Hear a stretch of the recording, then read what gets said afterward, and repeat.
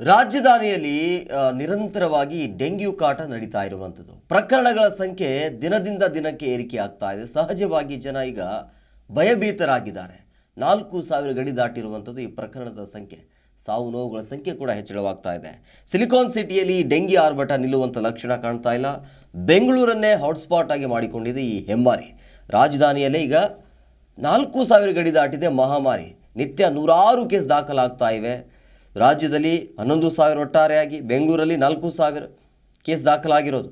ಈ ಮೋರಿ ರಾಜಕಾಲುವೆಯಿಂದಲೇ ಈ ಡಂಗೂರ ಜಾಸ್ತಿ ಆಗ್ತಾ ಇದೆ ಅನ್ನೋದು ಗೊತ್ತಾಗ್ತಾ ಇದೆ. ನಿನ್ನೆ ಒಂದೇ ದಿನ ಬೆಂಗಳೂರಲ್ಲಿ 265 ಕೇಸ್ಗಳು ದಾಖಲಾಗಿವೆ. BBMP ಶಾಲಾ ವ್ಯಾಪ್ತಿಯಲ್ಲಿ ಸಹಜವಾಗಿ ಈಗ ಜಾಗೃತಿಗೆ ಮುಂದಾಗಿರುವಂಥದ್ದು.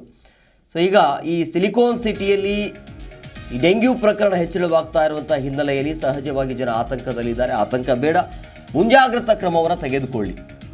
ಅಂದರೆ ಈ ಮನೆಯ ಅಕ್ಕಪಕ್ಕದಲ್ಲಿ ಇರುವಂಥ ಮೋರಿಗಳು ಆಗಿರ್ಬೋದು, ನೀರು ಇರುತ್ತಲ್ಲ, ಸೊ ಅದನ್ನು ಕ್ಲೀನ್ ಮಾಡೋದಾಗಿರ್ಬೋದು. ಸಂಜೆ ಆಗ್ತಾ ಇದ್ದಂಗೆ ಆ ಡೋರನ್ನ ಕ್ಲೋಸ್ ಮಾಡುವಂಥ ಕೆಲಸವನ್ನು ಮಾಡಿ ಮುಂಜಾಗ್ರತಾ ಕ್ರಮಕ್ಕೆ ಕೈ ಜೋಡಿಸಬೇಕಾಗತ್ತೆ. ಯಾಕಂದರೆ ನಿನ್ನೆ ಧಾರವಾಡದಲ್ಲಿ 5 ತಿಂಗಳ ಮಗು ಆರಾಧ್ಯ ಅಂತೇಳಿ ಸಾವನ್ನಪ್ಪಿದ್ರು ಈ ಡೆಂಗ್ಯೂ ಜ್ವರದಿಂದ. ಹಾಗಾಗಿ ಬಹಳ ಎಚ್ಚರವನ್ನು ವಹಿಸಬೇಕಾಗತ್ತೆ.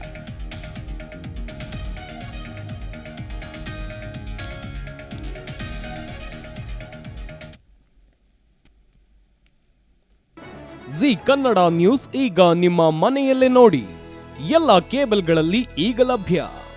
ಸನ್ Direct 292, Jio TV 1334, U Digital 162, City Cable 51, GTPL 17, Abhishek cables 821, Rock Line telecommunication 51, Shri Basaveshwara number 60, Vinayaka digital number 53, In Digital number 896ರಲ್ಲಿ.